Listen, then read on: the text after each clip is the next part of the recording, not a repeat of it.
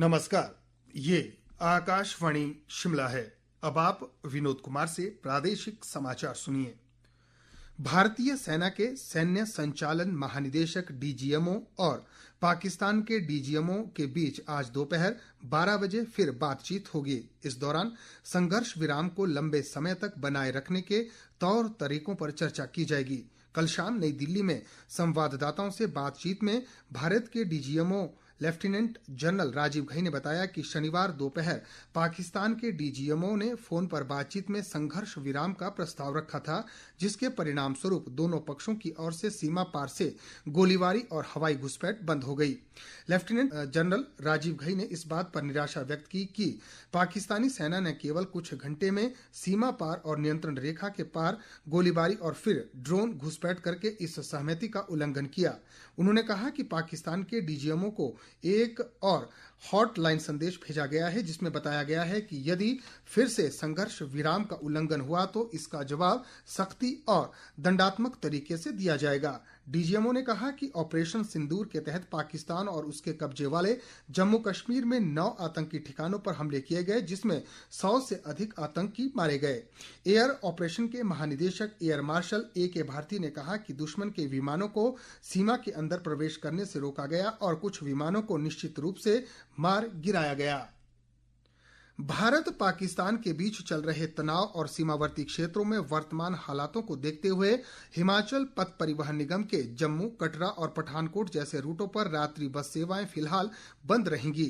रात्रि बसों के संचालन को लेकर लगातार समीक्षा की जा रही है और यात्रियों की सुरक्षा को प्रमुखता दी जा रही है। विस्तृत ब्यौरे के साथ समाचार कक्ष से हमारे सहयोगी। हिमाचल पथ परिवहन निगम की माने तो अमृतसर, कटरा, जम्मू और पठानकोट रूटों की लगातार समीक्षा की जा रही है। इसके अतिरिक्त पंजाब के अन्य क्षेत्रों के लिए दिल्ली, चंडीगढ़ और धार्मिक स्थलों के लिए बसों के रूट समायोजित किए गए हैं।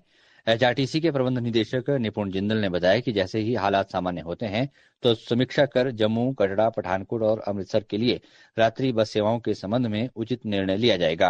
उन्होंने कहा कि अमृतसर और पठानकोट के लिए दिन में सवारियों को देखते हुए बसें भेजी जा रही हैं। यात्रियों की सुविधा को देखते हुए जसूर से पठानकोट के लिए निगम ने शटल बस सेवा शुरू की है।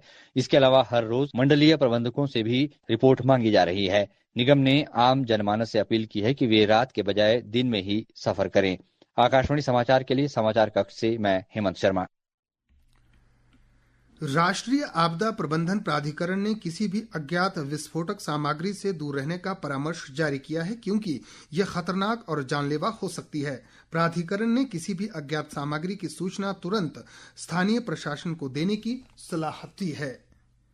विश्व भर में आज बुद्ध पूर्णिमा धार्मिक हर्षोल्लास के साथ मनाई जा रही है।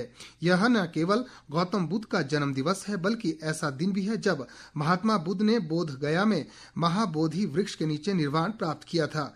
राष्ट्रपति द्रौपदी मुर्मू व उपराष्ट्रपति जगदीप धनखड़ ने बुद्ध पूर्णिमा की देशवासियों को शुभकामनाएं दी है। इस बीच मुख्यमंत्री सुखविंदर सिंह सुक्खू आज छोटा शिमला स्थित तिब्बतियन स्कूल में किन्नौर लाहौल स्पीति बुद्ध सेवा संघ व भारत तिब्बत मैत्री सोसाइटी द्वारा आयोजित कार्यक्रम में भाग लेंगे।